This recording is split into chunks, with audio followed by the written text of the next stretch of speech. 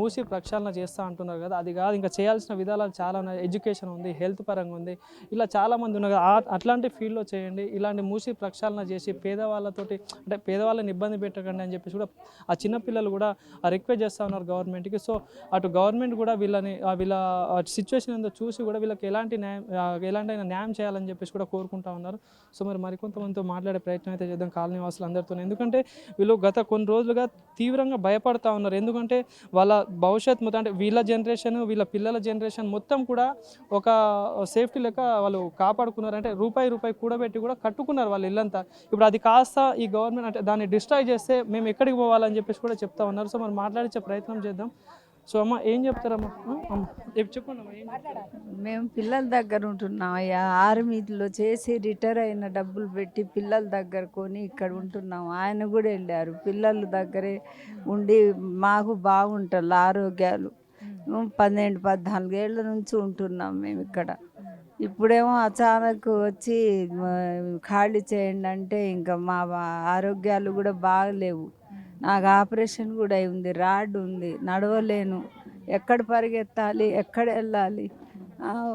ఒక అబ్బాయి ఏమో ఆర్మీలో ఉన్నాడు, ఒక అబ్బాయి ఉన్నాడని ఉంటున్నాం. ఇంకా ఎక్కడికి వెళ్తాం మేము, ఏం చేస్తాం? అందుకని ప్లీజ్ సీఎం గారు మీరన్నా కనికరించి మా పెద్దోళ్ళు ఆరోగ్యం లేని వాళ్ళకి అందరికీ దయచేసి బంద్ చేయండి ఇదంతా. అందరిది అంతే, ఇదే బాధ ఉన్నది, ఇదే కష్టం ఉంది. అన్నీ సీఎం గారికి చెప్తున్నాము మేము. సీఎం గారు ఇవన్నీ ఆపేయండి, పబ్లిక్ అంతా అల్లకొల్లోలం అయిపోతుంది. అందరు పబ్లిక్ అంతా వస్తుండ్రు పోతుండ్రు, ఎంతమంది రోడ్ల మీద పడ్డారని చెప్తున్నాం. కానీ మా ఇండ్ల దగ్గరికి రాకు, మా ఇండ్లు గూడుస్తానకు, మా ఇండ్లు మాకే కావాలి. ఎవరి ఇల్లు మాకు వద్దు నాన్న, మా ఇండ్లు మేము కష్టపడి కట్టుకున్నాం, మా ఇండ్లు మాకే కావాలి. ఎవరి ఇల్లు పట్టది, ఆయన ఏమి ఇచ్చినా మాకు వద్దే వద్దు. మా ఇల్లు మాకే కావాలి, మా బస్తీ మాకే కావాలి, మా పిల్లలు మాకే కావాలి. మా పిల్లలు మేము ఇది విడిచిపెట్టి మేము పోము, ఎక్కడికి వెళ్ళము. కూల్చొద్దు కూడా, నువ్వు రావద్దు కూడా. ఆడదాకా పోతుంది అంటావు, ఈడదాకా పోతుంది అంటే ఏడుదాకా పోతుంది అసలు పోతే ఏమవుతుంది?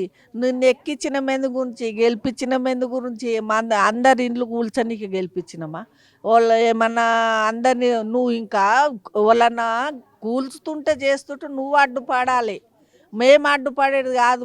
నువ్వు అడ్డుపడి ఆగుండ్రి, ఎందుకు గుల్చుతుండ్రు అని అనాలే. కానీ మా పిల్లలు మేము రోడ్డు మీద మేము మస్తు కష్టపడి కట్టుకున్న ఇండ్లు, లోన్లు పెట్టిన ఇండ్లు, లోన్ల మీద ఇంకా ఆ పైసలు కూడా దిగలే. అన్ని కాగితాలు ఉన్నాయి మా దగ్గర, ఒక్క కాగితం లేదట కాదు. ఇంటి కాగితాలు ఉన్నాయి, లోన్ కాగితాలు ఉన్నాయి, టెక్సీ కాగితాలు ఉన్నాయి, అన్నీ ఉన్నాయి, ఒక్కటి కూడా కాదు. అన్నీ ఒక్కటి లేకుండా ఉన్నాయి మా తన. కానీ మేము కూల్చుతామనంటే మేము రోడ్డు మీద పడి ఎక్కడ పోవాలి? మేము మా పిల్లలు ఎక్కడ పోవాలి? ఏడ బతకాలి? నువ్వు కూల్చుతందుకు జర్రసేపు పట్టది, కట్టతందుకు ఎన్ని ఏళ్ళు పడుతుంది? జమ చేసి కట్టనీకే ఎన్ని ఏళ్ళు పడుతుంది? నీకు అర్థం అవుతుందా? అది ఎన్ని ఏండ్ల సంది జమ చేసిన పైసా పెట్టి కట్టుకుంటాం మేము. ఎన్ని ఏండ్లు అవుతుంది అది కట్టడానికి? కూల్చేయడానికి జర్రసేపు పట్టదు. కానీ కూల్చుతా అని అందరూ కూల్చేస్తున్నావు. కొంతమంది ఎంత బాధపడుతున్నారో నీకు అర్థమవుతుందా? అది ఎంతమంది ఏమంటుండ్రో నీకు అర్థమవుతున్నదా? సీఎం గారు నువ్వు ఇటువంటి పని చేయకు అయ్యా, నీకు దండం పెడతాము, అది కూడా చెప్తున్నా. నువ్వు ఇటువంటి పని చేయకు, మా ఇండ్లు మాకే కావాలి, మాకు ఏది వద్దు. నువ్వు ఇచ్చిన ఇండ్లు పట్టది, నువ్వు ఇచ్చిన డబ్బులు పట్టాయి, నువ్వు ఇచ్చిన ఏది బంగారం పెట్టినా మాకు వద్దు, వద్దు. మా ఇండ్లు మాకే కావాలి, మేము ఈయన్నే బతుకుతాం, ఈయన్నే ఉంటాం.